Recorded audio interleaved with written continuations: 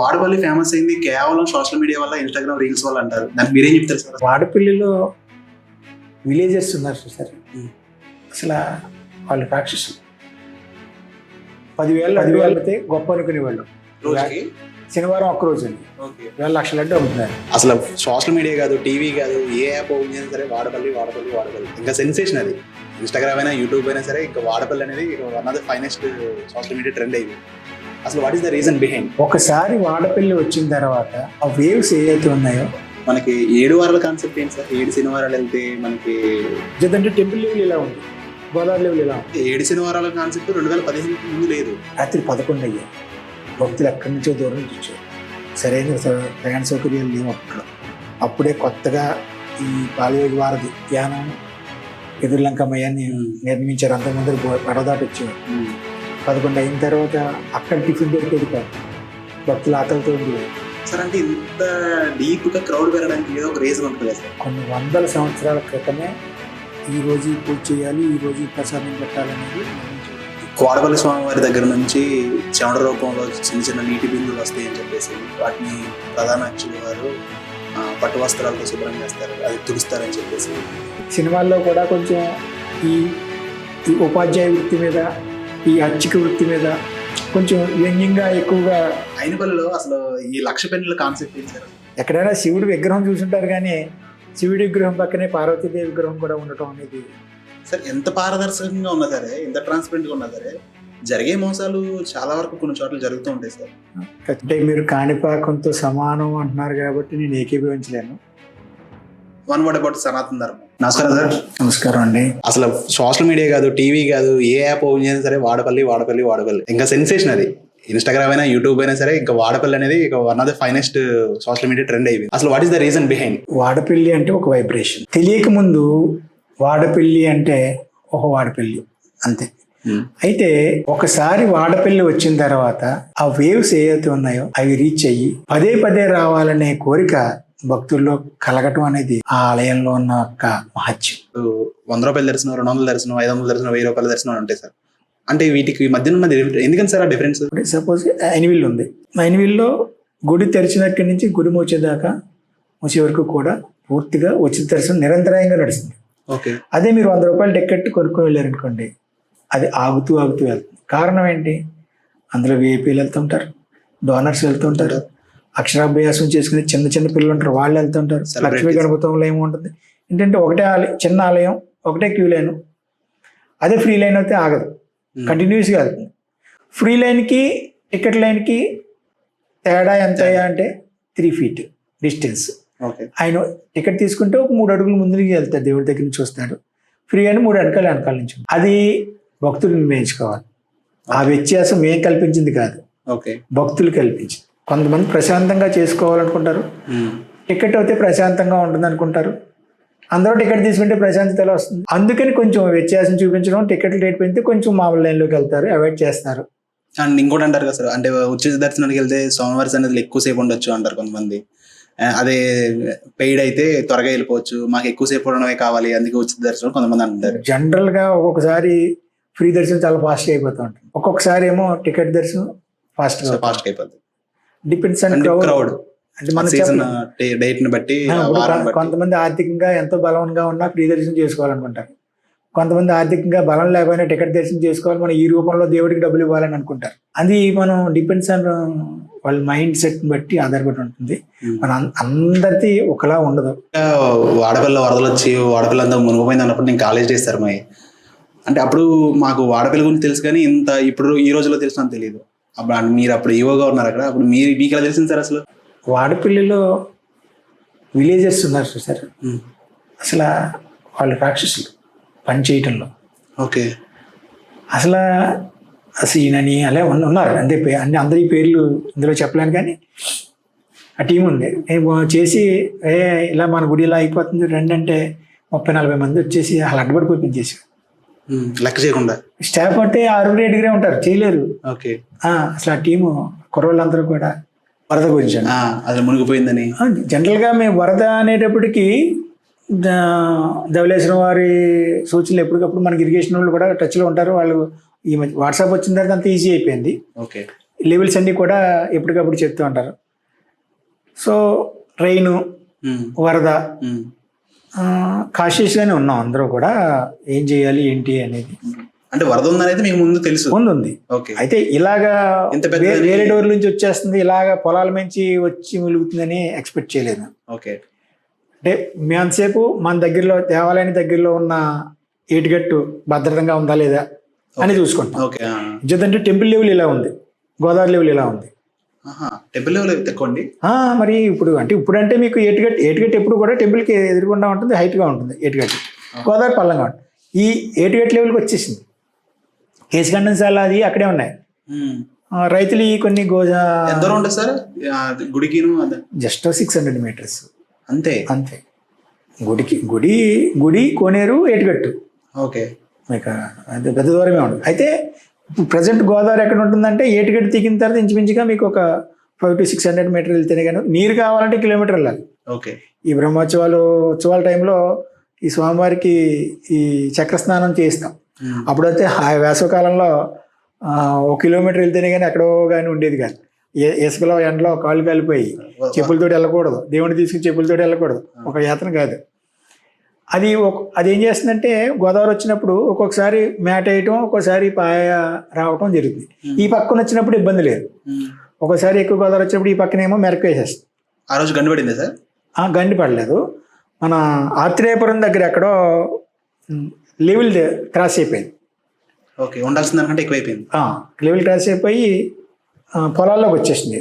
పొలాల్లోంచి మన టెంపుల్లో కూడా తిరిగి వచ్చేసింది. ఓకే. సరే చూసుకుని అన్నీ సర్దుకుని నేను ఇంటికి వెళ్ళిపోయాను. ధవళేశ్వరం బ్యారేజ్ నుంచి రాకపోకలు కూడా నిలిపేశారు. ఇలా రావులపాలెం నుంచి తిరిగి వెళ్ళాల్సి వచ్చింది. వెళ్ళాం. కాసేపటికి వెళ్ళిన తర్వాత కాసేపటికి మా పిల్లలు కూరగాయలు ఉంటారు కదా ఊళ్ళో వాళ్ళు, లేళ్ళు, తర్వాత ఏమో గేదెలు దేవస్థానం పొలంలోకి వచ్చేసినాయి. లేళ్ళు అంటే అవి లంకల్లో ఉంటాయి కాబట్టి, అజింకలు దాంట్లో ఉంటాయి కాబట్టి వాటికి వేరే దారి లేకపోతే వచ్చేసినాయి. బెదిరి ఇవన్నీ అందరూ షాకింగ్. అంటే అరుదైన ఇది కదా, వన్యప్రాణి కదా. దాంతో ఈ పిల్లలందరూ ఆ పొలాల్లోకి వెళ్ళిపోయి దాన్ని వాటిని షూట్ చేసి వాట్సాప్లో హల్చల్ చేసి చేశారు.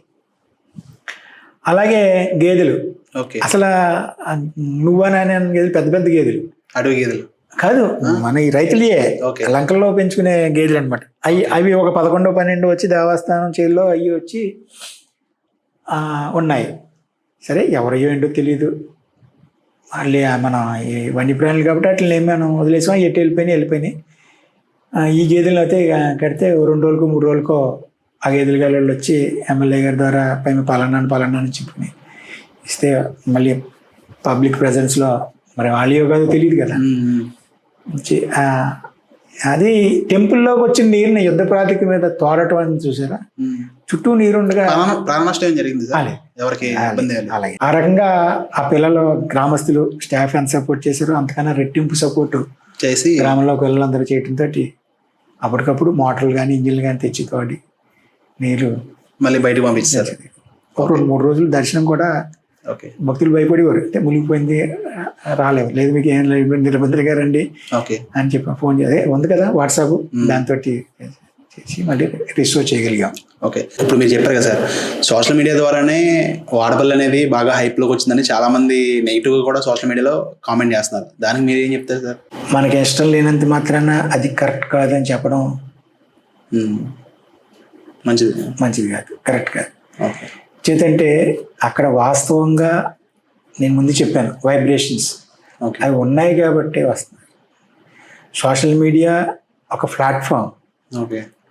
ఇక్కడ ఇలా ఉంది అని చెప్పడానికి సోషల్ మీడియా. రీసెంట్గా last week more than 1 lakh reach అయిపోయారు. అంత చిన్న టెంపుల్లో 1 lakh దర్శనం చేయించడం అంటే అంత సామాన్యమైన విషయం కాదు. ఓకే. వాళ్ళు ఎవరు ఇక్కడ వందలాది మంది అండి, ఒకళ్ళు కాదు, ఇద్దరు కాదు, వందలాది మంది ఒక కోరిక కోరుకోవటం, 7 వారాలు చేయటం, అష్టోత్తర పూజ చేయించుకోవటం. ఇంకోటి దీంట్లో మనకి 7 వారాల కాన్సెప్ట్ ఏంటి సార్? 7 శనివారాలు వెళ్తే మనకి పుణ్యం అని చాలా ఉంటుంది. అది జనరల్గా మనకి ఎవరైనా ఈ జాతకాలు చూసేవాళ్ళు కానీ ఇలాంటి వాళ్ళు చెప్తూ ఉంటారు, మీరు ఇన్ని రోజులు అభిషేకం చేయించుకోండి, లేకపోతే ఇన్ని వారాలు చేయండి అని. అలా పుట్టుకొచ్చింది. దాన్ని అక్కడ ఆ విధానంలో ఎక్కువ ప్రాచుర్యంలో తెచ్చింది అక్కడ ఉద్యోగం పనిచేస్తున్న రాధాకృష్ణ అని. ఓకే. అదే సమయంలో అక్కడ అంటే ఫస్ట్ నుంచి లేదా సార్ ఈ కాన్సెప్ట్? ఫస్ట్ లో లేదు, నాకు తెలిసి 2015 పుష్కరాలు. ఓకే, అంటే 7 శనివారాల కాన్సెప్ట్ 2015కు ముందు లేదు. ఉంది, ఓకే. అంటే ఇంత ప్రాచుర్యం లేదు. ఓకే. 2003 పుష్కరాల్లో లేదు. నాకు తెలిసి నేను డిపార్ట్మెంట్లోకి వచ్చిన కొత్తలో నాకు వాడపల్లికి ఈ కాన్సెప్ట్ లేదు. ఎంచేతంటే అప్పుడు పుష్కరాలకి రేవు అది ఉన్నాయి, కానీ ఈ రీత్యా ఎంతమంది భక్తులు రావడం ఇలా ఉంటుంది అనేది లేదు. నా చిన్నతనంలో వాడపల్లి తెలుసు. ఓకే. అంటే మా అసలు ఊరికి దగ్గర ఊరు. నేను చిన్నతనంలో కూడా ఎప్పుడు ఇలాగే ప్రశ్న చేయాలనేది లేదు. ఎంచేతంటే నేను 2003లో పుష్కరాల్లో క్లియర్గా డిపార్ట్మెంట్లో ఉన్నాను. ఈ కాన్సెప్ట్ లేదు. ఓకే. ఒకవేళ ఉందేమో ఎక్కడ అది భక్తులు ఇంతలా ఆకట్టుకున్నది కూడా లేదు. సో 2015 పుష్కరాలకు వచ్చేటప్పటికి కాస్త కోస్తో ఒక శనివారం నాడు 200-300 మంది ప్రదక్షిణలు చేయటం అనేది వచ్చింది. దాన్ని బాగా తీసుకొచ్చింది రాధాకృష్ణ, అలాగే అక్కడ పనిచేసిన కామేశ్వరరావు గారిని ఈవో గారు ఉంటారు. వీళ్ళిద్దరూ కొంచెం చేయటం, అలాగే పొలిటికల్ కూడా చేయడంతో అయింది. అయితే నేను చేసింది ఏంటంటే నేనేం కొత్తగా ఏమీ క్రియేట్ చేయలేదు. అక్కడ ఏదైతే భక్తులు ఇష్టపడుతున్నారో దాన్ని వాళ్ళు ఇష్టపడే విధంగా చేయటం, దాన్ని ప్రచారంలో తీసుకెళ్ళటం, అందరికీ సౌకర్యవంతం కల్పించడం. అలాగే సరదాగా తిరగటం అనేది హాబీగా చేసుకున్న మనిషిని సరదాగా తిరిగేవాడిని. అలాగే కొంచెం బాధ్యతలు అనేవి కొంచెం భయం, రెస్పాన్సిబిలిటీ పెరిగినటువంటి ఇవన్నీ ఎందుకు చేయాలి. మురమల్ల వెళ్ళటం, మురమల్లలో ఈవోగా వేశారు. అక్కడితో నా లైఫ్ అంతా టర్న్ అయిపోయింది. మా చిన్నప్పటి నుంచి మురమల్ల కళ్యాణం, నిత్య కళ్యాణం అనేది తెలుసు. అయితే దానికి అంత ప్రాచుర్యం ఉంది కానీ, దానికి అంత మహిమ ఉంది కానీ మాకు తెలియదు. మా ఊళ్ళో కొంతమంది వెళ్ళేవారు, కళ్యాణానికి వెళ్ళేవారు. ఏమో కళ్యాణానికి వెళ్తున్నారంట అనుకో. అయితే అక్కడ ఈవోగా ఎప్పుడైతే నేను డ్యూటీ చేస్తున్నప్పుడు మీలాంటి భక్తులు వచ్చి, సరే ఇలా అనుకున్నామండి, సోమవారం కళ్యాణం జరిపించాం, అనుకున్నది అయింది, అమ్మాయికి మంచి సంబంధం కుదిరింది, లేదా అబ్బాయికి మంచి సంబంధం కుదిరింది, చాలా ఎమోషనల్గా చెప్పారు. అవన్నీ నిజమా అని నాకు రామాలు నెక్కపరుచుకుని, ఓకే ఏంటి ఇంత నిజం, మరి ఇంత అంటున్నప్పుడు అసలు ఏంటి జనం ఇంత తక్కువగా ఉన్నారు అని నాకు అర్థం కాలేదు. అక్కడ ఏంటంటే 9 కళ్యాణాలు, రోజుకి 9 మాత్రమే చేయాలని నియమం ఉంది. నేను ఇలాగే రాత్రి 6:37కి స్టార్ట్ అయ్యేది కళ్యాణం, రాత్రి 11 అయ్యేది. భక్తులు ఎక్కడి నుంచో దూరం నుంచి వచ్చారు. సరైన ప్రయాణ సౌకర్యాలు లేవు అప్పట్లో. అప్పుడే కొత్తగా ఈ బాలయోగి వారధి యానం ఎదుర్లంకమ్మయ్యాన్ని నిర్మించారు. అంతకుముందు పడవదాటి వచ్చేవారు. 11 అయిన తర్వాత అక్కడ టిఫిన్ దొరికేది కాదు, భక్తులు ఆకలితో ఉండేవారు. దగ్గరలో ఊరు కాకినాడ లేదంటే అమలాపురం. ఆ టైంకి 11 దాటిన తర్వాత వెళ్తే అక్కడ 2009. ఓకే. సరే, ఒక మీలాంటి భక్తులు ఒక ఆయన ఈసారి దేవస్థానం తరపున ఏదైనా టిఫిన్ పెట్టించచ్చు కదా అని, దానికి పర్మిషన్ కావాలి, దానికి ఫండ్స్ రేజ్ చేసి ఫండ్స్ డిపాజిట్ చేయాలి, ఇవన్నీ రూల్స్ అండ్ రెగ్యులేషన్స్ ఉన్నాయి.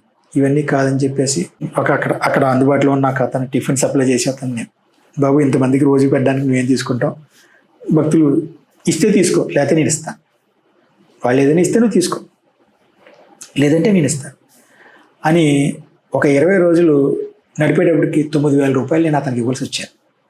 ఓకే, 2009లో అనుకోకుండా ఒక పెద్ద ఆయన ఆ రోజుల్లో కారులో కళ్యాణం కోసం వచ్చి, మోహన్ రావు గారు నేను చెప్పాను కదా, ఆయన టక్కనే 2,000 రూపాయలు రాసి, ఆ రోజు పెద్ద అమౌంట్, 2,000 రాసి, అతను పరిగెత్తుకొచ్చి, సార్ ఆయన ఎవరో 2,000 రూపాయలు రాశారండి.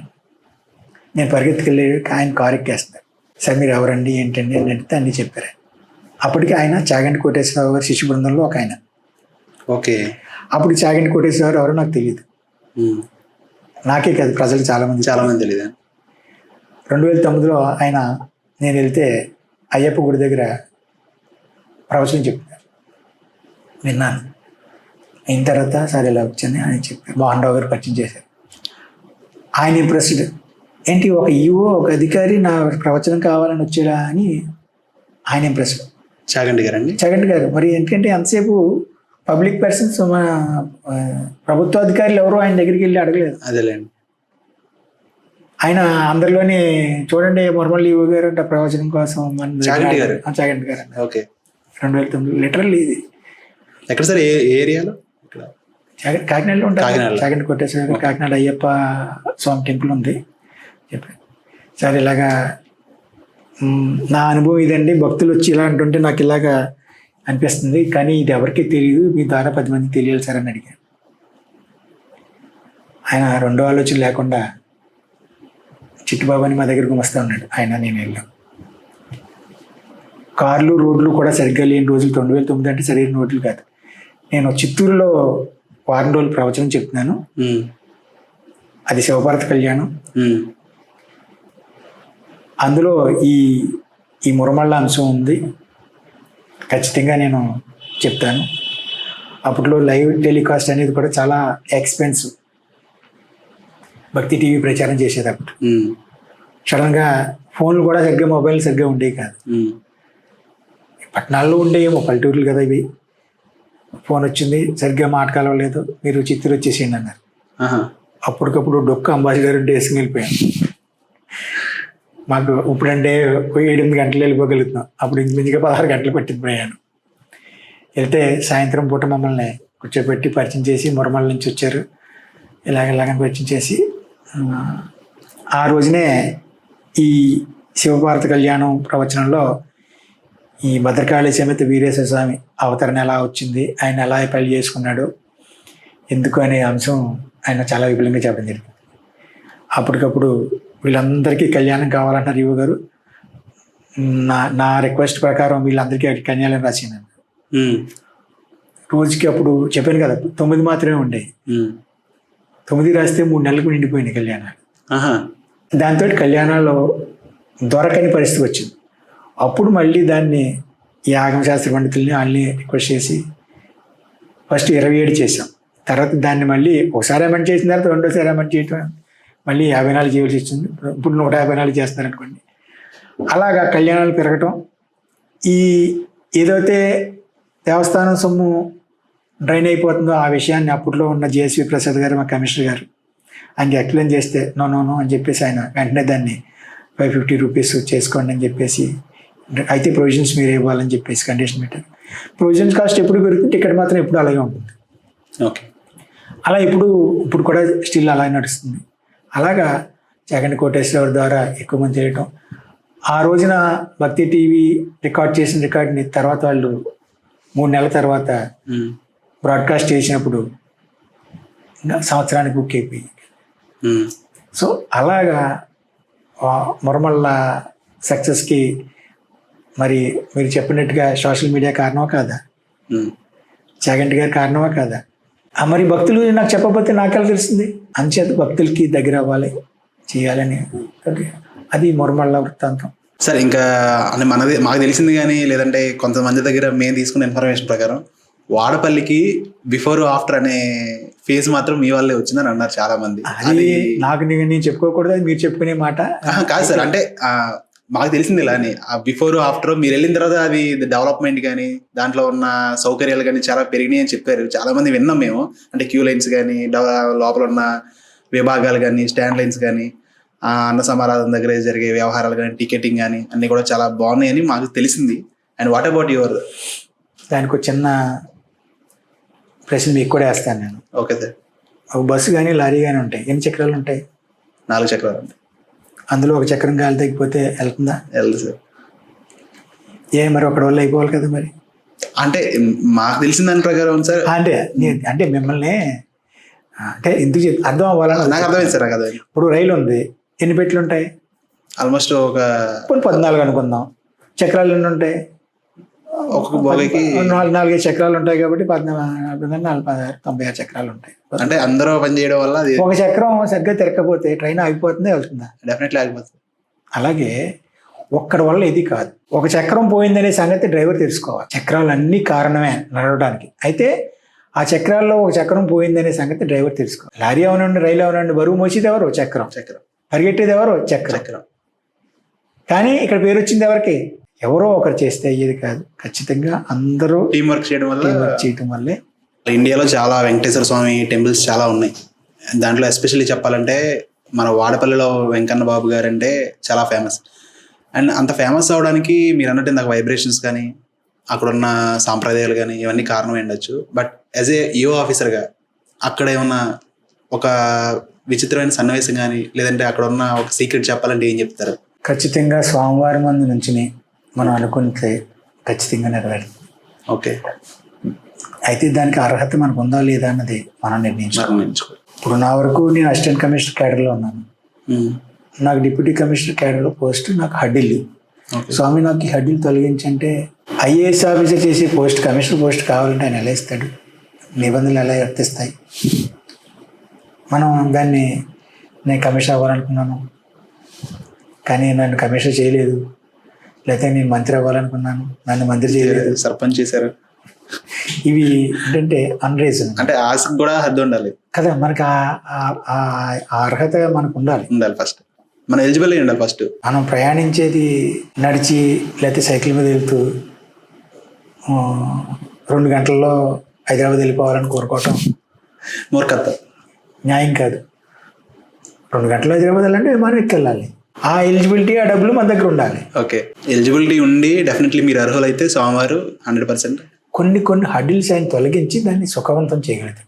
వాడపల్లికి సంబంధించి ఖచ్చితంగా అక్కడ అనుకుంటే నెరవేరకుండా ఉండే కోరిక లేదు.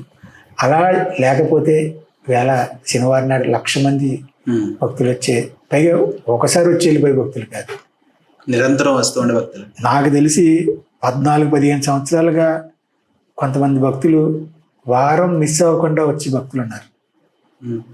Dedication hats off sir. కానీ వాళ్ళు ఇంకెంత పని ఉన్నా సరే, ఏదైనా విదేశీ ప్రయాణాలు పెట్టుకుంటే తప్ప, ఏదైనా అది తప్ప ఖచ్చితంగా శనివారం నాడు దర్శనానికి వస్తారు. సార్, వాడపల్లి ఫేమస్ అయింది కేవలం సోషల్ మీడియా వల్ల, ఇన్స్టాగ్రామ్ రీల్స్ వల్ల అంటారు. దానికి మీరేం చెప్తారు సార్? అసలు మరి వాస్తవం లేకుండా ఇన్స్టాగ్రామ్లో ఎలా చెప్పారు?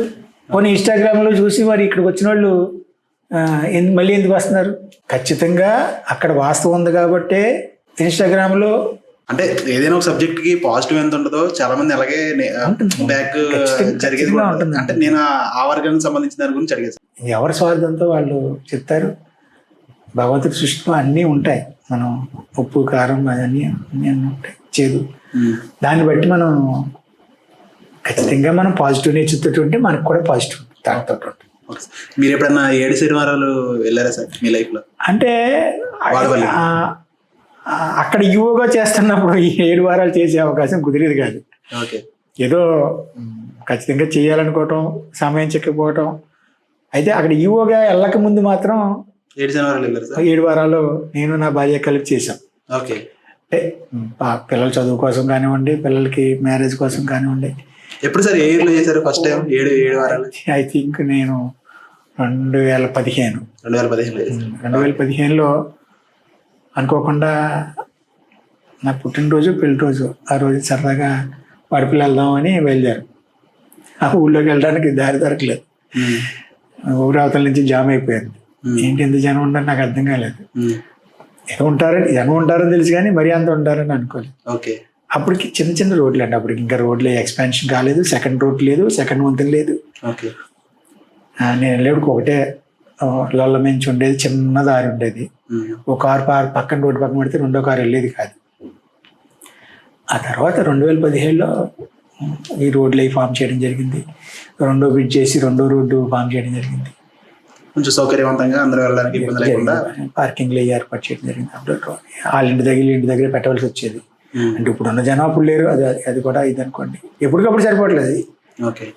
ముందర నేను 4 ఎకరాలు ఫిల్ చేసాం పార్కింగ్ కోసం అని. తర్వాత 4 ఎకరాలు ఫిల్ చేసాం, 8, తర్వాత 7 ఎకరాలు ఫిల్ చేసాం. ఇప్పుడు ప్రజెంట్ మళ్ళీ ఇంకో 9 ఎకరాలు ఫిల్ చేశారు ఇప్పుడున్న ఈ వివరాలు. అయినా సరిపోవట్లేదు పార్కింగ్. అప్పుడు ఒక 40 బస్సులు ఎన్నో వస్తే చాలా ఆశ్చర్యంగా పడింది. సార్, అంటే ఇంత డీప్ గా క్రౌడ్ పెరగడానికి ఏదో ఒక రీజన్ ఉంటుంది కదా సార్? అనుకున్నది నెరవేరటమే. ఓకే. రీజన్ అంటే వాడపల్లిలో ఇంకా అనుకుని ఏకాగ్రత కలిగి ఉండి దానికి మనకి జరగాల్సిన ఎలిజిబిలిటీస్ ఉంటే డెఫినెట్లీ స్వామివారు అనుగ్రహిస్తారు. మీరు ఇప్పుడు దీన్ని వ్యూస్ రావాలని కోరుకోండి, అవ్వకపోతే అడగండి. ఏంటి సార్? ఇప్పుడు మీ బ్రాడ్కాస్ట్ ఇన్ని వ్యూస్ రావాలని కోరుకోండి, అవ్వకపోతే అడగండి. Thank you sir, thank you. నేను దానికి హామీ. అది న్యాయమైన కోరిక మీరు కోరుకునేది. అదే సార్, ఇన్ని కావాలి. ఇప్పుడు కామెంట్స్ అన్నారు, బ్యాడ్ కామెంట్స్ అదే నెగిటివ్ కామెంట్స్ వస్తాయా, పాజిటివ్ కామెంట్స్, నెగిటివ్ కామెంట్స్ని కూడా మనం సమాధానం చెప్పగలిగేలా ఉండాలి. సార్ సాధారణంగా వెంకటేశ్వర స్వామి వారి ఆలయంలో ఆయన చేతిలో శంఖం అభయహస్తం ఉంటాయి సార్. కానీ మన గోదావరి గట్టు దగ్గర ఉన్న వాడపల్లి క్షేత్రంలో ఉన్న వెంకటేశ్వర స్వామి వారి చేతిలో గద ఉండడానికి గల రీజన్ ఏంటి సార్? అంటే గదాధరుడు అని పేరు ఆయనకి. ఓకే. అన్ని చోట్ల ఉన్నట్టుగా కాకుండా ఇక్కడ శిలారూపం కాదు, దారు రూపం, అంటే చెక్కతో తయారు చేసిన ఎర్రచందనం చెక్కతో తయారు చేసిన విగ్రహం. ఈ సాధారణంగా మనం వినాయక చవితి జరుపుకుంటాం.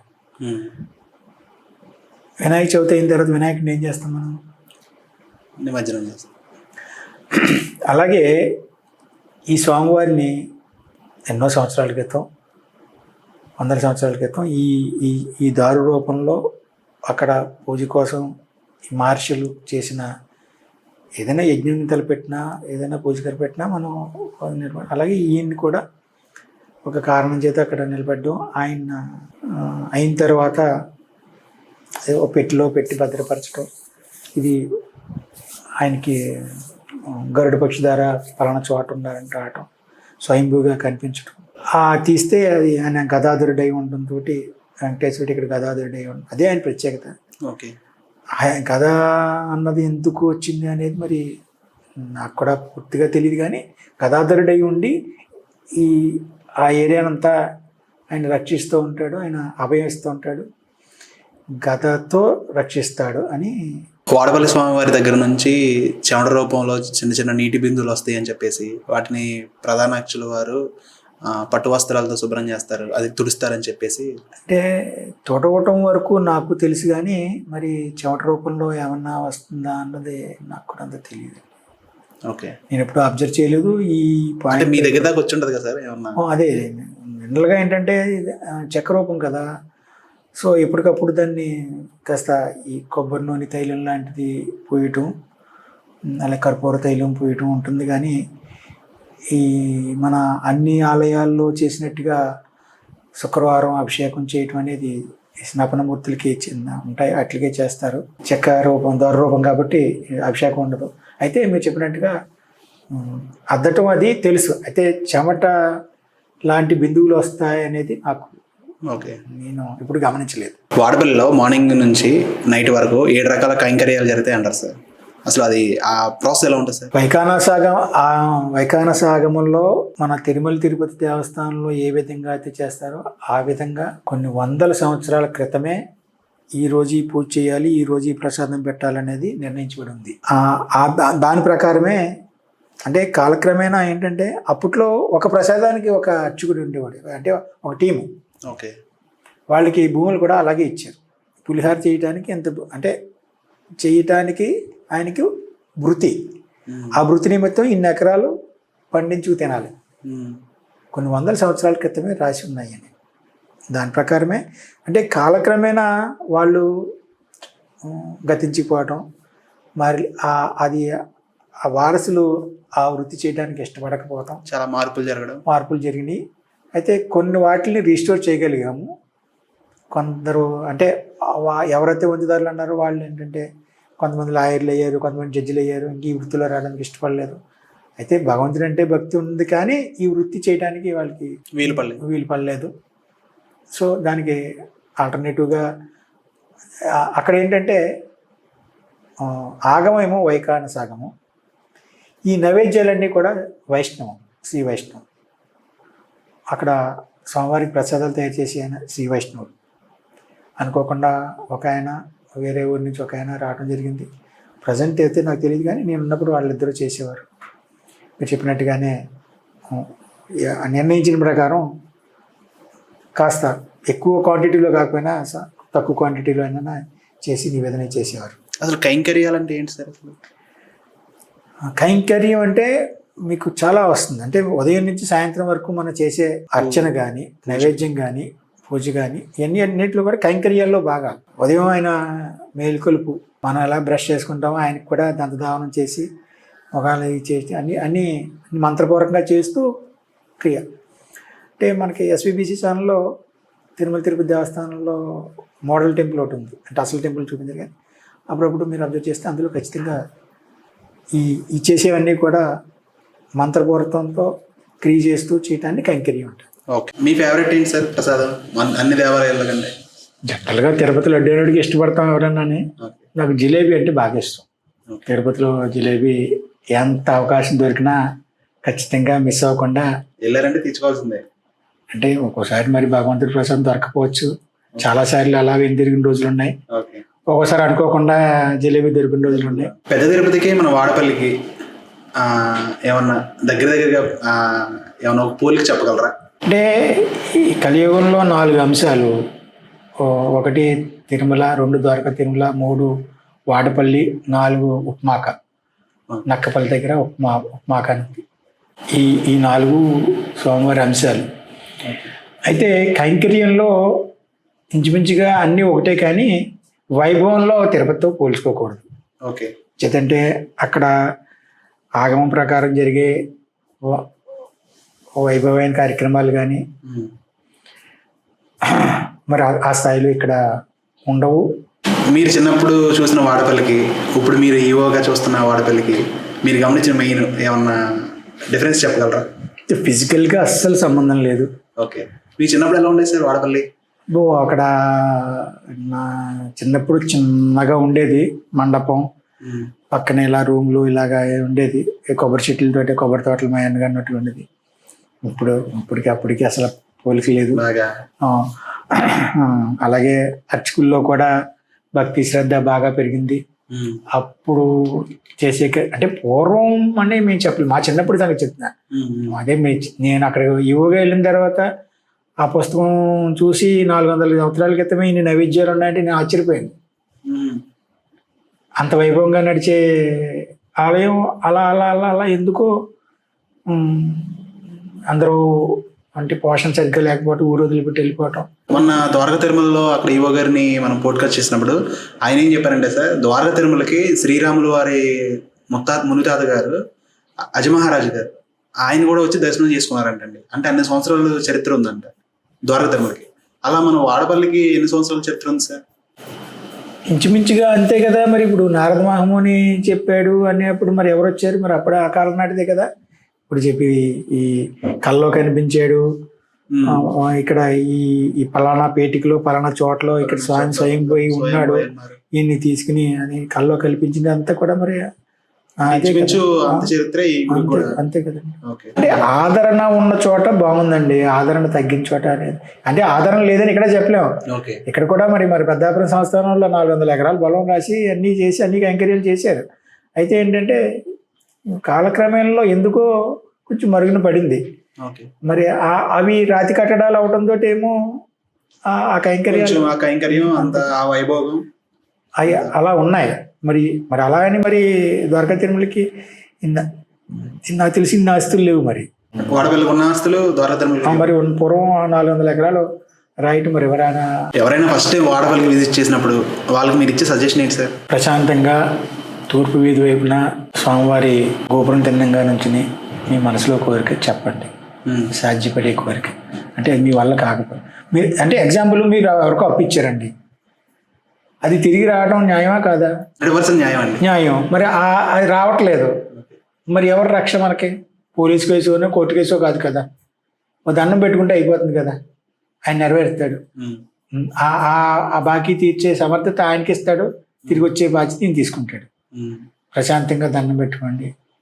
7 ప్రదక్షిణలు చేసేటప్పుడు మీరు స్వామివారిని కొలవండి, ఖచ్చితంగా కోరిక నెరవేరుతుంది.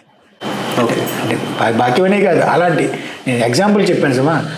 బాకీ మన వాడపల్లిలో ప్రసాదం తయారీ ఎలా ఉంటుంది సార్? చాలా శాస్త్రీయంగా శ్రద్ధగా చేస్తారు. వాళ్ళందరూ కూడా టీం ఉంటుంది సార్ సెపరేట్ గా. ఓకే. మొదట్లో 20 మంది ఉన్నారు, ఇప్పుడు 40-45 మంది చేస్తున్నారు. ఇది వరకు 10,000 లడ్డు అమ్మితే గొప్ప అనుకునేవాళ్ళు. రోజుకి శనివారం ఒక్క రోజు అండి 1,000 లక్షల లడ్డు అమ్ముతున్నారు ఒక శనివారానికి. అది కూడా తాజాగా మేము 10,000 లడ్డు తయారు చేయాలంటే 4 రోజుల ముందు నుంచి చేసేవాళ్ళం, స్టాక్ పెట్టేవాళ్ళం. ఇప్పుడు చేతిలో వేస్తారు సార్, మిషన్ సార్? చేతులతో లడ్డు అంతా మిషన్ ఉండదు. Machine okay. మిషన్ ఏది అంతా చేతే అండి. అయితే ఇంత కాడ అయింది, ఇంత పెద్ద కాడ అయిందంటే. Okay sir. తూర్పుగోదావరి జిల్లాలో కాణిపాక క్షేత్రంతో సమానంగా మన ఆయనపల్లి కూడా విఘ్నేశ్వర స్వామికి సమానంగా ఉన్నారు sir. What is the main reason? అంటే మీరు కాణిపాకంతో సమానం అంటున్నారు కాబట్టి నేను ఏకీభవించలేను. ఓకే. కాణిపాకం కంటే ముందు అయినవిల్లి వినాయకుడు. బట్ కాకపోతే కాణిపాకం గణపతి పూజ అనేది బాగా. అవునండి. అంటే ఎంచేదంటే కాణిపాకానికి తిరుపతి వలన ఎక్కువ ఫ్లోటింగ్ పెరగటం. అంటే వినాయకుడు ఎక్కడైనా వినాయకుడే, మీకైనా వినాయకుడే, నాకైనా ఆయన ఒకటి ఇన్నోటి కదా. అంటే ముందు వెనక అనే దాని గురించి చెప్తాను. ఓకే. కాణిపాకంతో పోల్చారు కాబట్టి అది ఒక తిరుపతి అనేది ప్రపంచ ప్రఖ్యాతిగాంచినటువంటి పుణ్యక్షేత్రం. లక్షలాది మంది భక్తులు వచ్చే శాతం. అందులో 2% కాణిపాకం వెళ్తే సరిపడే శాతం. సో తిరుపతి నుంచి, చిత్తూరు నుంచి కూడా ఇక్కడికి వినాయకుడి దర్శనానికి ఇప్పుడు కూడా స్టిల్ వస్తూ ఉంటారు. అంటే అక్కడ ప్రజలు, స్థానికులు, చిత్తూరు తిరుపతి స్థానికులు మా దగ్గరికి వచ్చి లక్ష్మీ గణపతం చేయించుకుంటారు. ఇది మా వినాయకుడు, అది మాది కాదని కాదు. ఇది అంతకన్నా పురాతనమైన ఆలయం. ఇది రిమోట్ ఏరియాలో ఉండటం, సరే ప్రయాణ సౌకర్యాలు లేకపోవటం, ఆ కారణంగా ఈ ఆదరణ అంటే ఈ స్థాయి ఉంది, ఆ స్థాయితో పోల్చుకోకూడదు అని అంటున్నాడు. అది పిల్గ్రిమ్ సెంటర్ అవడం వల్ల బాగా ఫేమస్ అయింది. ఇది రవాణా సౌకర్యం సరిగ్గా లేకపోవటం వల్ల వస్తే ఇక్కడికే రావాలి. అక్కడ తిరుపతి వెళ్ళిన వాళ్ళు అందరూ వెళ్తారు. అయినపల్లిలో అసలు ఈ లక్ష పెన్నుల కాన్సెప్ట్ ఏంటి సార్? అసలు ఇక్కడికి వెళ్ళినా సరే స్టూడెంట్స్ కానీ, జాబ్, యూపీఎస్సీ ప్రిపేర్ ఎవరైనా సరే అయినపల్లి నుంచి వచ్చిన పెన్నుతో ఎగ్జామ్ రాస్తే అసలు ఇంకా. అది నాకు ముందు పనిచేసిన మూర్తి గారు చదువులు పండగ అనే కాన్సెప్ట్ తోటి తీసుకొచ్చి పిల్లలందరినీ కొంచెం భక్తి భావం పెంచాలి, హిందుత్వం మీద ప్రబలాలి అనే ఉద్దేశంతో పిల్లలు తీసుకొచ్చి కూర్చోబెట్టి సరస్వతి పూజ చేసి. అంటే కలము అంటే వినాయకుడు. ఇంచేత ఆయన మరి పురాణాలు, భాగవతం రచించినప్పుడు, గ్రంథాలు రచించినప్పుడు మరి ఆయనే కదా వ్యాస మహర్షి చెప్తే ఈయన రాసే స్పీడ్కి ఆయన చెప్పలేకపోయాడు. అలాగే ఈయన రాసే స్పీడ్కి ఆ కలం కూడా విరిగిపోయిందండి. విరిగిపోతే దంతాన్ని తీసి లిఖించాడు. అదే కదా మరి మన వినాయకుడు దాంట్లో మన గణేష్ పురాణంలో చదువుకున్నది అదే కదా. ఆ రకంగా చదువుకి సరస్వతి అని మనం అనుకున్నప్పటికీ మూలం గణపతి. ఆ ఇదితోటి శ్రీ పంచమి అనే మనకి మాఘ శుద్ధ పంచమి, శ్రీ పంచమి అంటారు దాన్ని.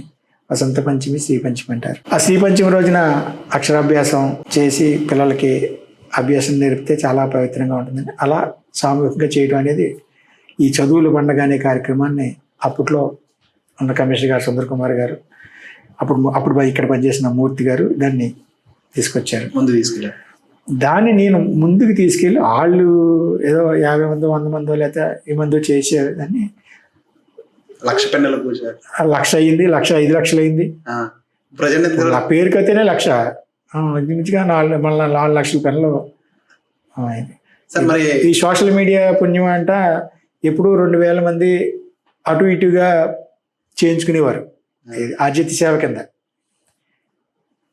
2,000ది నిన్నే కమిషనర్ గారి రిపోర్ట్ కూడా రాశాం. 11,000 మంది అయ్యారు. ఎక్కడ 2,000, ఎక్కడ 11,000. Only because of social media చేసిన ఆల్టర్ వల్ల. మరి చాలా మంది రాలేదు కదా సార్, ఇంట్రెస్ట్ ఉన్నా సరే పాపం. అదే రాని వాళ్ళు రిమోట్లో అంటే మేము అంటే జనరల్గా మీరు వచ్చి దర్శనం చేసుకోగలరు కానీ అంతమంది 1,000 మందిని కూర్చోబెట్టి చేయించే పూజ కాదు అది. కొద్దిమందిని మాత్రమే కూర్చోబెట్టగలుగుతాం. రాని వాళ్ళందరూ ఆన్లైన్లో మీరు చేసుకుంటే వాళ్ళ గోత్రనామాలతోటి. నేను స్వయంగా ఎంతమంది బుక్ చేసుకుంటే వాళ్ళందరికీ 10,000 పేర్లు కూడా ఇంత ప్రింట్ తీసి అది నేను శాస్త్రయుక్తంగా నేను ఒక రోజంతా మడిగట్టుకుని అంటే భక్తుల తరపున నా సొంతానికి నేను చేస్తానని నేను చేయలేను. కలిసి మీరు వీడియోలు చూడొచ్చు, సోషల్ మీడియాలో ఉన్నాయి. నా సొంతానికి నేను ఎప్పుడు ప్యాంటు షర్ట్తో వెళ్ళిపోతాను. అయితే నేను భక్తుల తరపున నా మీద భగవంతుని మీద నమ్మకం పెట్టి భగవంతుని మీద విశ్వాసంతో వాళ్ళు చేసే పూజ కార్యక్రమానికి నేను మడిగట్టుకుని పంచిగట్టుకుని వాళ్ళ గోత్రనామాలన్నీ ఒక ప్రింట్అవుట్లు తీసుకుని అవి శాస్త్రపూర్వకంగా ప్రదక్షిణపూర్వకంగా చేసి స్వామివారి పాదాలు పెట్టి వాళ్ళ గోత్రనామాలు వల్లించి వాళ్ళ తరపున నేను తీసుకుని నేను పూజా కార్యక్రమాన్ని ముందుకు చేసేసాను. ఎందుకంటే ఆ విశ్వాసం మనం వమ్ము చేయకూడదు. అవి అందరికీ ఆ వీడియోస్ని అందరికీ షేర్ చేయడం జరిగింది. అంతకన్నా మరి సాక్ష్యం ఇవ్వలేను. అది ఈ సంవత్సరం ఏ పరిస్థితికి వస్తుందో అని భయంతో కూడా ఉన్నాం. ఎందుకంటే లాస్ట్ ఇయర్ 10,000 అంటే ఈసారి ఇంకా ఎక్కువ ఎక్స్పెక్టేషన్స్ ఉంటాయి. ఇంకా ఎక్కువ సార్. అది కాదు, ఎవరైతే పెన్తో ఎగ్జామ్ రాశారో వాళ్ళు వచ్చి ఇక్కడ వాళ్ళ సాటిస్ఫాక్షన్. నేను 2 రోజుల క్రితం కూడా అమ్మాయి వచ్చింది, నేను నీట్ ఎగ్జామ్ రాసిన అంకుల్ నాకు ర్యాంక్ వచ్చింది, చాలా మంచి ర్యాంక్ వచ్చింది, నేను చదివిన చదువు ఒక ఎత్తు అయితే వినాయకుడి పెన్ను ఒక ఎత్తు అని చెప్పింది అమ్మాయి. మరి ఏదో నేను రాసినట్టు, నేను ఎగ్జామ్ రాసినట్టు నేను ఫీల్ అయ్యాను. చాలా మంది అయిన వాళ్ళ పెన్నుతో ఎగ్జామ్ రాస్తే సరిపోద్ది, మేము చదువుకోక్కర్లేదు అంటారు సార్. అలాంటి వాళ్ళు మరి మీరు సరే, మీరు సినిమాకి వెళ్ళాలి, హైదరాబాద్ వెళ్ళాలి, హైదరాబాద్ కారు ఎక్కకుండా వెళ్ళిపోవాలనుకుంటే బస్సు ఎక్కకుండా వెళ్ళాలంటే వెళ్ళిపోతారా? వెళ్ళాం కదా సార్. మీరు వెళ్ళాలని నిర్ణయించుకున్నప్పుడు నడిచి వెళ్ళాలా, సైకిల్ మీద వెళ్ళాలా, కారులో వెళ్ళాలా, బస్సులో వెళ్ళాలా, ట్రైన్లో వెళ్ళాలా, విమానంలో వెళ్ళాలా, ఇన్ని మార్గాలు ఉన్నాయి.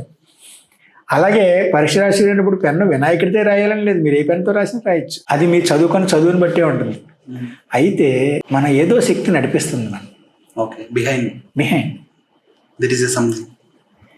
ఇస్రో శాస్త్రవేత్తలు తిరుపతిలోని చంగాలమ్మ గుడి దగ్గర నమూనాను పట్టుకెళ్ళి పూజలు చేస్తారు. చంగాలమ్మ టెంపుల్ తెలుసా మీకు? పేరు విన్నా సార్. మన సూళ్ళూరుపేట అంటే నెల్లూరు నుంచి చెన్నై వెళ్ళే దారిలో తెలుసు. సూళ్ళూరుపేట ఆ ఆలయానికి తలుపులు కూడా ఉండవు, బంగారు ఆభరణలతో ఉంటుంది అమ్మవారు, రాత్రి కూడా తలుపులు ఉండవు. వాళ్ళు నమూనాను పట్టుకెళ్ళి అక్కడ పూజలు చేసి చంగాలమ్మ గుడి దగ్గర, అక్కడి నుంచి తిరుపతి పట్టుకెళ్ళి తిరుపతి స్వామివారికి చూపించి రాకెట్ను వదిలిపెడతారు. మరి శాస్త్రవేత్తలు కదా, సైన్స్నే నమ్మాలి కదా, సైన్స్నే నమ్మాలి కదా. మరి వాళ్ళు కూడా భగవంతుని నమ్ముతారు, నమ్మకూడదని కాదు. ఒక శక్తి ఖచ్చితంగా ఉంది, బిహైండ్ ద సీన్ నడిపిస్తుంది. ఆ బలం మనకి ధైర్యం వెనకాల ఉంటుంది. నేనున్నాను అనే భరోసా ఏదైనా చేయగలదు. మంచి అన్నాడు, చెడు అన్నాడు, మంచి చేయాలి. చెడు చేయడానికి నేనున్నానని చెప్పడం కరెక్ట్ కాదు. సో ఖచ్చితంగా స్వామివారి పెన్ను రాస్తుందా అంటే రాయదు, మనం చదువుకుంటేనే రాయగలుగుతాం. అలాగే స్వామివారి పెన్ను లేకుండా రాయాలంటే రాయగలుగుతాం. 100కి 100 రావాలని ఎందుకు కోరుకోవాలి? 35 పాస్ కదా, 35 రావాలని కోరుకోవచ్చు కదా. మరి ఎందుకు కోరుకుంటున్నావు నువ్వు 100కి 100 రావాలని? అర్హతకి మనం అర్హులు అయితే డెఫినెట్లీ, ఖచ్చితంగా అర్హతకి మనం చదువుకి మనం అది కూడా తోడవ్వాలి, మనోబలం ఉండాలి. విఘ్నేశ్వరుడికి చిన్న కొబ్బరికాయ కొడితే చాలు మురిసిపోతుంటారు. అయినవెల్లిలో మరీ ఫేమస్గా ఉంటుంది అంటారు సార్. మీరు అయినవెల్లిలో చేస్తున్నారు కాబట్టి what is the special about that? ఒక్క నారికేళం సమర్పించినంతనే కోరికలు తీర్చే స్వామిగా అనే ప్రసిద్ధి భక్తుల నుంచి వచ్చింది. ఓకే, మీ పూజారిలోనూ ఇవో చెప్పేది కాదు. ఒక కొబ్బరికాయ కొట్టండి స్వామివారికి, అనుకోకపోతే అవ్వండి అని చెప్పి భక్తులు మాకు చెప్తుంటారు. ఏంటంటే ఆ నారికేళ ప్రియుడు, టెంకాయ. అలాగే మోదకం, ఉండ్రాళ్ళు. రోజు మాకు ఉండ్రాళ్ళు పూజలు ఉంటాయి. చాలా మంది ఎక్కడి నుంచి వస్తారు, ఉండ్రాళ్ళు పూజ చేయించుకుంటారు. అక్షరాభ్యాసం కానీ అన్నప్రాసం కానీ మన ఆలయ ప్రాంగణంలో చేసుకోవటం. అలాగే ఏ ఇంట్లో శుభకార్యం చేయాలన్నా ముందుగా స్వామివారికి శుభలేఖ పట్టుకొచ్చి స్వామివారికి ఇవ్వటం. అలాగే ప్రతి శుభకార్యానికి ముడుపులు కట్టడం అని ఉంటుంది మన హిందూ సాంప్రదాయంలో. మన బియ్యాన్ని కొంత, బెల్లం మొక్కని కొంత, ఇలా పెసరపప్పు వగేరాలని మనం ముడుపులు కట్టి స్వామివారికి ఇంటి దగ్గర మీది కడతారు శుభకార్యానికి. అయిపోయిన తర్వాత, ఎందుకంటే ఏ విఘ్నాలు రాకుండా స్వామి మమ్మల్ని, ఆ కుటుంబాన్ని, శుభకార్యాన్ని నిర్విఘ్నంగా జరిపించు అని చెప్పడం కోసం పెట్టి ఒక పవిత్రమైన చోట పెట్టి, ఈ అయిపోయిన తర్వాత 16 రోజుల పండుగ అయిపోయిన తర్వాత వాటిని తీసుకొచ్చి ఉండ్రాళ్ళ కింద చేసి స్వామివారికి పెట్టడం, లేదంటే భక్తులు పంచిపెట్టడం. అంటే జనరల్గా మా బ్రాహ్మణులు చేసినవే స్వామివారికి నివేదన చేస్తాం. మనం పబ్లిక్ తెచ్చి స్వామివారికి నివేదన చేయరు. ఓకే, అలాగా అయితే నివేదన చేసిన తర్వాత అన్నీ మళ్ళీ కొంచెం ఒక రోజుని 15 మంది ఉంటారు. అవన్నీ కూడా మా సిబ్బంది ప్రత్యేకించి బ్రాహ్మణులు మడిగట్టుకుని చేస్తారు. అవి మళ్ళీ బంతిలో, మన ఉచిత అన్నప్రసాదం బంతిలో ఒకటి అందరికీ పంచుతాం, వితరణ చేసి పెట్టడం జరుగుతుంది. అలాగా అటు ఉండ్రాళ్ళు కానీ, గరిక పూజ కానీ, వాహన పూజ, ఎవరైనా కొత్త వాహనం కొనుక్కుంటే వినాయకుడు దగ్గర అనంకాయలు దొక్కించి వెళ్తే దానికి ఎటువంటి ప్రమాదాలు జరగవని ఒక నమ్మకం నడిపిస్తుంది. అదే అదృష్ట శక్తి అని. వినాయకుడు అనగానే అందరికీ గుర్తొచ్చేది ఓపెన్ గా వినాయక చవితి. మరి అంతటి పెద్దటి మహోత్సవం మన అయినవెల్లిలో ఎలా జరుగుతుంది సార్? చాలా గ్రాండ్ మేనర్ లో జరుగుతుందండి. ఎంతమంది వస్తారు సార్? 30,000-40,000 ఉంటారండి. ఓకే, మన కోనసీమలో ఇక్కడే కదా సార్ మెయిన్? ఈ రీజన్ లో ఇదే టెంపుల్, పెద్ద టెంపుల్. అంటే ప్రతి ఊర్లోనే ఉంటుంది వినాయకుడి గుడి. మన ఈ సెట్లో వీధి వీధికి ఇంటి, వినాయక చవితి అయినప్పటికీ అందరికీ పండుగే, వీధి వీధికి ఇంటింటికి కదా. అవును సార్. అయినప్పటికీ ఇక్కడికి మనకి అంటే చవితి రోజు కంటే మిగతా 9 రోజులు ఉంటాయి కదా ఉత్సవాలు, 9 రోజులు. అంటే చవితి రోజున అందరూ ఎవరింట్లో వాళ్ళు పూజ చేసుకుని, దగ్గరగా ఉన్నవాళ్ళు నియర్లీ 50 to 60 కిలోమీటర్స్ ఉన్న వాళ్ళు వస్తూ ఉంటారు. మిగతా వాళ్ళు అందరూ కూడా మిగతా రోజులు రోజు ఇంట్లో చేసుకోరు కదా, ఓకే. అందుకని ఆ చవితి 9 రోజులు కూడా ఖచ్చితంగా స్వామివారిని ఓ రోజైనా వచ్చి దర్శించుకుని స్వామివారి ప్రసాదం తీసుకోవడం జరుగుతుంది. ఇక్కడ విగ్రహాన్ని ఎక్కడ నిమజ్జనం చేస్తారు సార్? మన అంటే బయట మన మాడవీధిలో నిలిపించడం జరుగుతుంది. మనకి గోదావరి పాయింది దగ్గరలో ఉంది కదా, పక్కనే ఉన్నాం, అక్కడ నిమజ్జనం అక్కడే చేస్తారు. నిమజ్జనం చేస్తాం. ఓకే. కోనసీమలో నిత్య కళ్యాణం పచ్చదోరణం అంటే మురమల గుర్తొస్తుంది. అసలు ఏంటి ఆ కథ ఏంటి సార్? దీనికి సంబంధించి ఇందాక చాగంటి కోటేశ్వరరావు గారు అని చెప్పాను కదా, అలాగే దక్షుడు యజ్ఞం అంటే ఇందాక మీరు అయినవెల్లి గురించి అడిగినప్పుడు కూడా అన్నీ ముడిపడి ఉన్నాయండి. శివపార్వతి కళ్యాణంతో సంబంధించి ముడిపడి ఉన్నాయి. అంటే ఎలా ఆ చైన్ ఎలా అంటారు? అంటే దక్షుడు కూతురు పార్వతీదేవి, ఆవిడ శివుణ్ణి ప్రేమ వివాహం కదా, ఆయనకి ఇష్టం లేదు దక్షుడికి. ఓకే. మరి ఆయన పెద్ద దక్ష ప్రజాపతి మరి అలాంటి ఆయన ఏంటి బుడిద రాసుకుని ఉంటాడు, నిరాకారుడు, ఆయన చేసుకోవటం ఏంటి అనే కదా అలా చేసేదే కోపం. అలాగే ఈ ప్రజాపతులు రాజ్యాధికారులు అందరూ కూడా యాగాలు యజ్ఞాలు చేయటం అనేది ఉంది. దక్షుడు యజ్ఞం చేపట్టడం జరిగింది. ఆ యజ్ఞానికి కూతురిని అల్లుడిని పిలవకపోయినా ఆవిడ యజ్ఞంలో మా నాన్నగారు చేసుకునే యజ్ఞం అని భర్తతో దెబ్బలాడి రావడం, వచ్చిన తర్వాత ఆవిడ్ని ఎందుకు వచ్చావని అవమానించడం, ఆవిడ ఆహుతి అవ్వటాను అది తెలిసిన శివుడు జటాజూటం చేసి వీరభద్రుడిని సృష్టించడం. ఆ వీరభద్రుడు వచ్చి ఈ యజ్ఞాన్ని అంతా అరవీర భయంకరుడైన వీరభద్రుడు అచరచరబ అంటూ వచ్చి ఈ స్పాయిల్ చేయటం, అది లోక కళ్యాణార్థం చేసే కార్యక్రమం కాబట్టి దాన్ని భగ్నం చేయటం మంచిది కాదని ఈ ముల్లోక దేవతలు వెళ్ళి మళ్ళీ మహావిష్ణుని కోరడం, అందరినీ నాశనం చేస్తున్నాడు ఈ వీరభద్రుడు అని అంటాం. ఆయన ఒక కన్య రూపంలో మురమల్ల వీరేశ్వర స్వామి ఆ గోదావరి తీరంలో ఆయన గోదావరిలో చెరువు వెళ్ళిపోతుంటే ఇక్కడేనండి మరి వీరభద్రుడు ఎవరు తట్టుకోలేని పరిస్థితిలో ఆయన వీరంగం సృష్టించి వెళ్ళిపోతుంటే ఒక కన్య రూపంలో గోదావరిలోంచి నడిచి వస్తున్నప్పుడు ఈయన ఆమెను చూసి శాంతించటం, మోహించటం, పెళ్లి చేసుకోమని అడగటం, ప్రశాంతంగా కూర్చోవటం, నువ్వు నా పక్కన ఉంటేనే ప్రశాంతంగా ఉంటాను అని అంటాం. ఎక్కడా లేని విధంగా ఎక్కడైనా శివుడి విగ్రహం చూసుంటారు కానీ శివుడి విగ్రహం పక్కనే పార్వతీదేవి విగ్రహం కూడా ఉండటం అనేది అక్కడ ప్రత్యేకత. అలాగే అక్కడ స్వామివారికి రోజు కళ్యాణం చేయటం అనేది ఒక విశిష్టత. అలా చేస్తేనే ఆయన రోజు కళ్యాణం చేస్తే కూలుగా కూర్చుంటాడు అనమాట. ఎప్పుడైతే కళ్యాణం చేయలేదో ఆయన మళ్ళీ ఉగ్ర రూపం దాల్చి అంటే చరిత్రకారుల గురించి కూడా నిత్య కళ్యాణం ఉంది సార్? చరిత్ర మొదటి నుంచే ఉంది, అప్పటి నుంచి ఉంది. అక్కడ ఫేమస్ ఏంటంటే ఈ కళ్యాణంలో ఎవరైతే పాల్గొన్నారో వాళ్ళు సుఖశాంతులతో ఉన్నారు. అక్కడికి వచ్చిన భక్తులు మా అమ్మాయికి ఎప్పటి నుంచో పెళ్లి అవ్వట్లేదండి, ఇక్కడ మర్మల్లో కళ్యాణం చేయించుకున్నామండి, అవగానే ఊరికే నెలలోనే పెళ్లి కుదిరిపోయిందండి.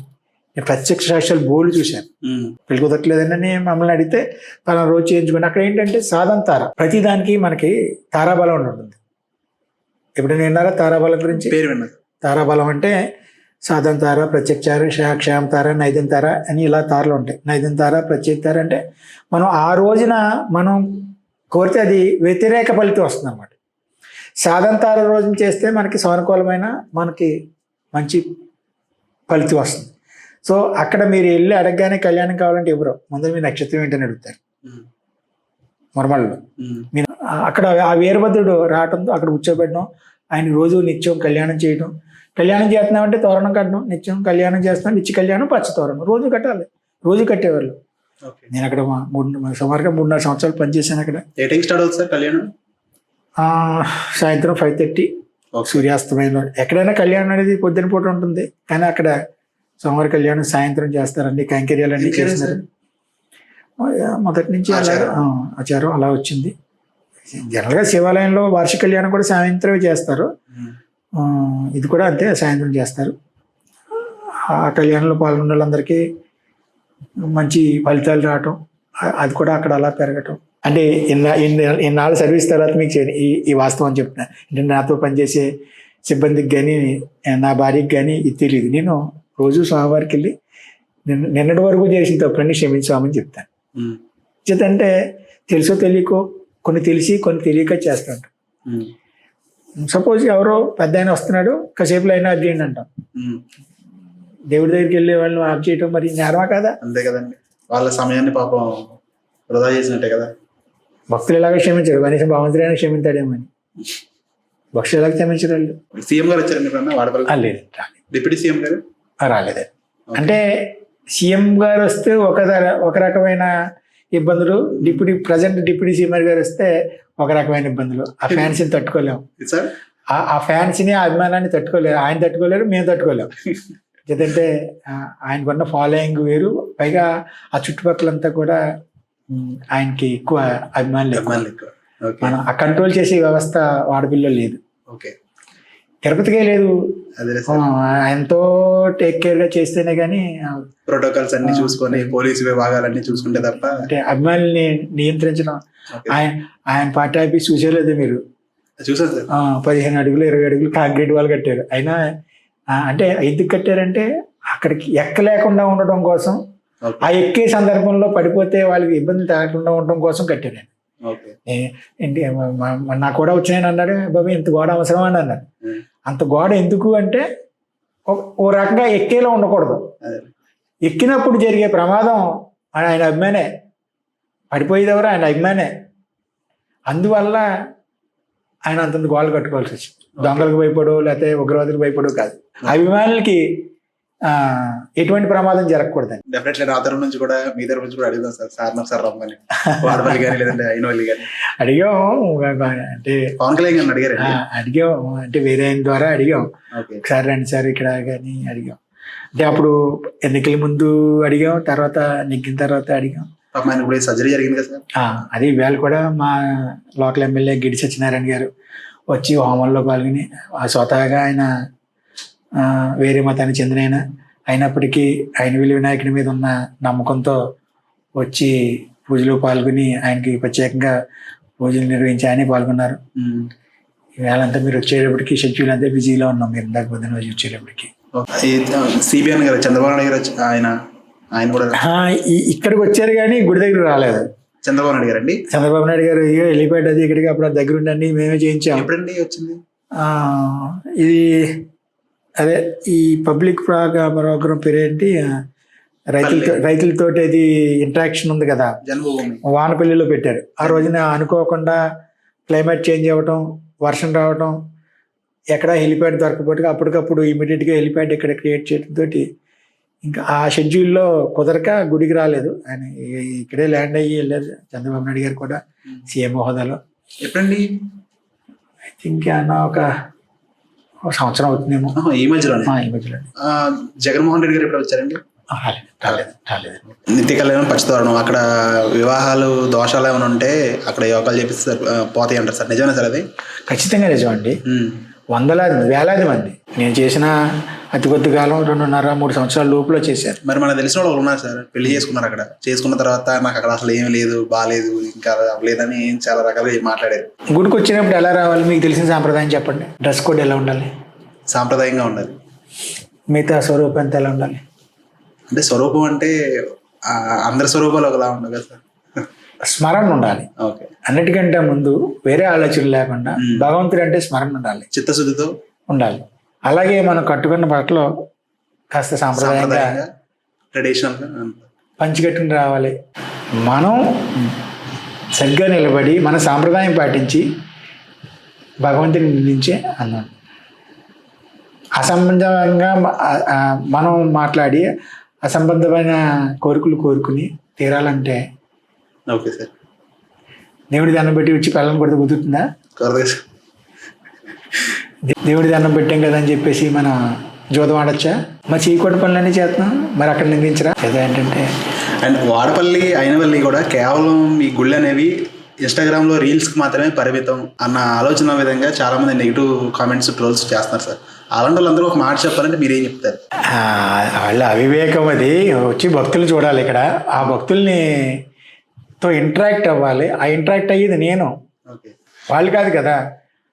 భక్తులతో ఉండేది నేను, వాళ్ళకి ఏం కావాలో చూసేది నేను. అన్నీ అందరికీ నచ్చవండి. వాడపల్లి ఇంతలా ఫేమస్ అవడానికి కావాలని ఇక్కడున్న అధికారులు సపరేట్గా పిఆర్ టీములని సోషల్ మీడియా ఇన్ఫ్లుయెన్సర్స్ని పెట్టుకొని కావాలనే దీని గురించి బాగా హైలైట్ చేశారని చెప్పేసి కొంతమంది అంటారు సార్. చేసాం, దేని చేసాం, అక్కడ ఉన్న వాస్తవాన్ని హైలైట్ చేసాం. ఓకే, అవాస్తవాన్ని ఏం చేయలేదు కదా. అక్కడ ఇప్పుడు అక్కడ అది అవాస్తవం, కోరికలు తీరలేదని నేను ఒక 100 మందిని ర్యాండమ్గా నేను వస్తాను మీ సమక్షంలో, ఒక 100 మందిని సెలెక్ట్ చేద్దాం. ఎంతమంది అక్కడ వాస్తవంగా వైబ్రేషన్ ఉంది అనుకున్నది అవుతున్నాయని చెప్తారో, ఎంతమంది అవ్వరని చెప్దాం. మన ప్రజాస్వామ్యంలో ఉన్న పద్ధతి ప్రకారం 51 మంది ఎస్ అంటే ఆమోదం పొందినట్టే కదా అది. ఇప్పుడు ఇక్కడ 5 ఉన్నాం, మీరు 5 మన వాడపిల్లలు ఎంతమంది వెళ్ళారో నాకు తెలియదు, మరి మీకు నచ్చిందో లేదో తెలియదు. సరే, ఇది మనం అనుకుని చేస్తున్నాం కాబట్టి దీన్ని పక్కన పెడదాం. నేను వస్తాను మీ సమక్షంలో, నేను వాడపల్లి శనివారం నాడు పక్కనే ప్రదర్శన చేసే వాళ్ళని పక్కన 100 మంది సెలెక్ట్ చేద్దాం. కొంతమంది మీరు సెలెక్ట్ చేయండి, కొంతమంది నేను సెలెక్ట్ చేస్తాను. వచ్చి ఎస్ సార్ నువ్వు చెప్పించేద్దాం. లైవ్ వీడియో రికార్డు వద్దు. అయినా నమ్మించడం భక్తులు మనం, కొంతమందిని విమర్శకులు. భగవంతుడు వాళ్ళని కొంతమంది గులాబీని పుట్టించాడు, మల్లెపూని పుట్టించాడు భగవంతుడు. అలాగే విమర్శను కూడా పుట్టించాడు. ఇప్పుడు ముళ్ళ పొద ఉంటుంది, మల్లెపొద ఉంటుంది. మల్లెపొద అంటే సువాసన వస్తుంది కాబట్టి నచ్చుతుంది, ముళ్ళ పొద నచ్చుతుందా? ఎందుకంటే ఆయన విమర్శించుతూ ఉంటాడు. వాళ్ళకి భగవంతుడు ఇచ్చిన వృత్తి అది. బ్రాడ్కాస్ట్ చేయమని మీకు ఇచ్చాడు, నన్ను ఇక్కడ ఉద్యోగం చేయమని నాకు ఇచ్చాడు భగవంతుడు. ఆయనకి విమర్శించమని ఇచ్చాడు. ఆయన లేకపోతే మనకు సక్రమంగా ఎవడే ఒకటి గుర్తుంచుకోండి, విమర్శకుడు లేకపోతే మనం క్రమమైన దారిలో నడవలేము. విమర్శకుడు విమర్శించితేనే దాన్ని మనం సరిదిద్దుకుని క్రమంలో నడగలుగుతాం. విమర్శకుడు లేకపోతే జీవితం లేదు. ఓకే, ఏ ఫీల్డ్లో అయినా, ఏ జాబ్ ఖచ్చితంగా సరే డెఫినెట్లీ ఉంటాయి. నేను మీకు బ్రాడ్కాస్ట్ మొదలుపెట్టినప్పుడు చెప్పాను, సమాధానం చెప్పేవాడు కంటే ప్రశ్నించేవాడికి ఎక్కువ తెలియాలని. నేను నా దేవదాయ శాఖ గురించి ఒక్కదాని గురించి చెప్పగలుగుతాను నేను. అందుచేత ఏంటంటే విమర్శకుడు కూడా అంతకన్నా గొప్పోడు. మనం ఏం చేయగలిగినా, ఏం చేసినా విమర్శించగలిగిన కెపాసిటీ భగవంతుడు అతను కల్పించాడు. సార్, చాలా మంది మన వాడపల్లి కానీ అయినవెల్లి కానీ చాలా దూరం నుంచి వస్తుంటారు. ఇండియాలో ఉన్న చాలా ప్లేసుల నుంచి వస్తారు, లేదంటే ఆంధ్రాలో ఉన్న ప్లేస్ చాలా దూరం నుంచి వస్తారు. ఆ దూరం నుంచి వచ్చే వాళ్ళకి మీరు ఏ విధంగా సజెషన్స్ ఇస్తారు? అంటే ఏ రోజులు ఫ్రీగా ఉంటే ఎప్పుడు రావచ్చు, ఎలా ఏంటి అని? ఎన్ని చెప్పినా భక్తుడు ఒక నిర్ణయానికి వస్తాడు. నేను వెళ్ళాలి, రావాలి, మనం చెప్పింది వింటాడు అంతే. ఆయన అనుకున్నదే చేస్తాడు. ఓకే సార్, ఎంత పారదర్శకంగా ఉన్నా సరే, ఎంత ట్రాన్స్పరెంట్గా ఉన్నా సరే, జరిగే మోసాలు చాలా వరకు కొన్ని చోట్ల జరుగుతూ ఉంటాయి సార్. ఖచ్చితంగా జరుగుతాయండి, ఎప్పటికప్పుడు నివారించగలరు. ఏం చేద్దంటే అంటే దేవాలయాల్లో ఉండి, ఇంతటి పుణ్యక్షేత్రాల్లో ఉండి కూడా అలాంటి వాళ్ళకి అసలు అలాంటి ఆలోచనలు. మనం శ్మశానానికి వెళ్తే టీ కూడా తాగాం, కానీ మరి శ్మశానంలో టీ చేసేవాడు భోజనం కూడా అక్కడ తింటాడు. వాళ్ళ నివాసం ఎక్కడ ఉంటాడు. మన చీకటి పడితే శ్మశానానికి వెళ్దాం, అటు పగల రాత్రి అక్కడే ఉంటాడు. అలాగా వాళ్ళు వృత్తి అది తప్పనిపించట్లేదు వాళ్ళకి. మన సమాజం సిగ్గుపడే పని చేయకూడదని చెప్తున్నా అది చేయడానికి ప్రేరణ ఉందని చేస్తున్నాడు. 90s పోలిస్తే, అంటే ఓల్డ్ డేస్తో పోలిస్తే జరిగే పూజ వ్యవహారాలు, లేదంటే ఆలయంలో జరిగే ఆచారాలన్నీ చాలా వరకు మారిపోయినాయి సార్. ఎందుకో కొన్ని మరుగున పడ్డాయి, వాటి కూడా వాస్తవం. కొన్ని మరుగున పడ్డాయి. అయితే చెప్పాను కదా మీకు, ఒక పాత పుస్తకం తీస్తే ఇన్ని రకాలు ఉన్నాయని చెప్పేసి. ఇప్పుడు దాన్ని రీస్టోర్ చేసి మళ్ళీ దాన్ని అంత వైభవం తీసుకురావాలని చేస్తున్నారు కదా. ఇప్పుడు వాళ్ళకి రాకపోయినా నేర్చుకుని మరీ చేస్తారు. అన్నీ మరుగున పడిపోయిన చెప్పలేం. వ్యవస్థలో మంచి చెడు, చెడ్డవారు మంచివాళ్ళు రెండు ఉంటారు. మీకు తెలిసింది మంచి అయితే మంచి జరిగిపోయిందంటే నమ్మలేం. దాన్ని పాజిటివ్ కాబట్టి దాన్ని తీసుకోవాలి. కానీ చేయట్లేదు అనేది అనకూడదు. కానీ సినిమాల్లో కూడా కొంచెం ఈ ఉపాధ్యాయ వృత్తి మీద, ఈ అర్చక వృత్తి మీద కొంచెం వ్యంగ్యంగా ఎక్కువగా చూపించడం వల్ల కొంచెం హాస్యాస్పదంగా మారిపోయింది వ్యవస్థలోని. మన డిప్యూటీ సీఎం పవన్ కళ్యాణ్ గారు అడిగే సనాతన ధర్మం, దాని వివరణ ఏంటి సార్ అసలు మీ భాషలో? సంస్కృతిని, సంప్రదాయాన్ని, ధర్మాన్ని, ఆగమాన్ని సమన్వయంతో నడిపించేదే సనాతన ధర్మం. భగవద్గీతలో శ్రీకృష్ణుడు చెప్పిన, రామాయణంలో మనం చూసిన శ్రీరామ్ అంటే ఈ అస్పృశ్యత, ఈ కుల వ్యవస్థ అనేది తర్వాత వచ్చినాయి. ఇవన్నీ పుట్టుకొచ్చినాయి. ఈ సనాతన ధర్మంలో అవి లేవు. అందుచేత ఎన్నిటికీ మూలం ఈ సనాతన ధర్మం అనేది. అది ఆయన ఎంచుకుని దాన్నే చేయాలని ఈ సనాతన ధర్మాన్ని పాటించింది కూడా హిందూ ధర్మం తీసుకొచ్చింది. సో దీని మీద నేను బాగా లోతుగా చెప్పలేకపోవచ్చు, కానీ ఈ 4 మిళితం చేసుకున్నదే సనాతన ధర్మం. మనసుని అనుసరించాలి, అదే ధర్మం, అదే సనాతన ధర్మం. పర్సనల్గా మీరు వాడపల్లి గురించి ఒక మాట చెప్పాలంటే ఏం చెప్తారు సార్? చాలా చిన్న సంక్షిప్తంగా. అదొక అద్భుతం. అద్భుతం. ఓకే. ఈ రోజుల్లో మహా అద్భుతం. ఓకే. ఎందుకంటే అన్ని లక్షల మంది భక్తులు, వేల మంది భక్తులు వస్తున్నారు అంటే అది అద్భుతమే. పవన్ కళ్యాణ్ గారితో మీకు ఒక అరగంట కూర్చోబెట్టి మాట్లాడాలి, ఏదైనా డిస్కస్ చేయాలి ఆయనతో అని ఒక అపాయింట్మెంట్ దొరికితే మీరు ఏం మాట్లాడతారు సార్? ఆయన దగ్గర మాట్లాడడానికి అంటే ఉంటాయండి. ఏమన్నా ఆయన దగ్గర ఉన్న పెద్ద ఇది ఏంటంటే ఆయన పుస్తకాలు, గ్రంథాలు చదువుతాడు ఆయన. ఓకే. మన పుస్తకం చదవం, ఖాళీ ఏదైనా అంటే ఖాళీ లేదు, టైం లేదని చెప్తాం. ఆయన అంత బిజీ మనిషి. ఆయన సాయంత్రం 1-2 గంటలు ఆయన ఈ సనాతన ధర్మానికి సంబంధించినవి కానీ, మన చెగోవేరా లాంటి వీరుల గురించి కానీ ఆయన ఎప్పుడూ ఆయన ఒక పుడుకునే ముందు కనీసం 1 గంట పుస్తకానికి టైం ఇస్తాడు. మన టీవీకి ఇస్తాం టైం. ఆయన దగ్గర ఆయన చెప్పిన వినాలి, కానీ ఆయన అడిగి అంటే నేను అన్నది అలాగే సార్. ఏమన్నా ఆలయం గురించి కానీ ఏదైనా ప్రత్యేకమైన డిస్కస్ చేయాలంటే ఎలాంటి టాపిక్ తీసుకుంటారు సార్ ఆయనతో మాట్లాడతా? ఖచ్చితంగా హిందూ ధర్మం, ఆలయాల గురించి మాట్లాడతాను. నా ప్రొఫెషన్ అదే కాబట్టి దాన్ని గైడ్ చేసినా, శాసించినా, ఆర్డర్ చేసిన అధికారం అయింది కాబట్టి టెంపుల్స్ గురించే మాట్లాడతాను. ఫైనలీ నా పేరు Vardhan Siddhartha sir. I'm a professional wild life photographer and photographic safari guide that leads tips to amazing national parks and game reserves all over India. And public sector లో నేను పబ్లిక్ సర్వెంట్ ని. Recent గా మా friend cancer వల్ల చనిపోయాడు sir. చనిపోయిన reason ఏంటంటే తను ఒక ప్లాస్టిక్ కాల్చిన తర్వాత దాని నుంచి వచ్చే ఒక కెమికల్ ద్వారా దాని ఎఫెక్ట్ అయ్యి దాని వల్ల చనిపోయాడు. So then I point me realised and ప్రపంచంలో చాలా చోట్ల చాలా మిస్టేక్స్ జరుగుతున్నాయి, మ్యాన్ మేడ్ మిస్టేక్స్ అన్ని మనుషులు చేసినాయి. అండ్ దాంట్లో మన వల్ల మ్యాన్ మేడ్ మిస్టేక్స్ లో ప్లాస్టిక్ వాడడం అనేది కూడా చాలా మందికి తెలియదు సార్ ఎలా ఉంటుంది. దీనివల్ల ప్లాస్టిక్ వల్ల ఎన్ని ప్రాబ్లమ్స్ వస్తాయి. అది ఎలా అంటే ఇంకా పార్ట్ ఆఫ్ లైఫ్ అయిపోయింది అందరికి. సో ప్లాస్టిక్ వాడకూడదు అని చెప్పేసి మేము ఒక క్యాంపెయిన్స్ చేసాం చాలా. అండ్ ఈ పోడ్కాస్ట్ లో భాగంగా చాలా గొప్ప వ్యక్తులతో కలిసి మాట్లాడి చివరిలో వాళ్ళ ఫీడ్బ్యాక్ గురించి తెలుసుకోవడం నేను చేస్తున్నాం సార్. అండ్ ప్లాస్టిక్ గురించి మీరు ఏమైనా చెప్పాలంటే what is the point of that? ఖచ్చితంగా మేము కూడా చాలాసార్లు నిషేధించడం జరిగింది. ఆలయంలోకి ప్లాస్టిక్ వస్తువులు కానీ, అది క్యారీ బ్యాగులు కానీ తీసుకురాకూడదని నిషేధించడం జరిగింది. అది అయితే ఒక కార్యనిర్వహణాధికారిగా నా స్థాయికి మించి ఉంది ఇది. స్వయంగా జాయింట్ కలెక్టర్ గారు కూడా వచ్చి చెప్పడం జరిగింది. వాళ్ళందరికీ ఎవరైతే వెండర్స్ ఉంటారో, విక్రేతలు, వాళ్ళందరికీ మీకు అవసరమైతే వెదురు బుట్టలు సప్లై చేస్తాం మేము అని ఇవ్వడం కూడా జరిగింది. నేను చాలాసార్లు వెదురు బుట్టలు కూడా కొనిచ్చాను. అయితే భక్తులు కానీ, విక్రేతలు కానీ ఏదో తెలియని నిర్లక్ష్యం, తెలియదు వాళ్ళకి, అవేర్నెస్ లేదు. ప్లాస్టిక్ యూజ్ చేసేస్తాం, అదే పట్టుకుంటాం. Easy method. అయితే ఇది ప్రధాన తప్పిదం ప్రభుత్వాన్ని నేను నిందించగలుగుతాను. కారణం ఏంటంటే తయారీ లేకపోతే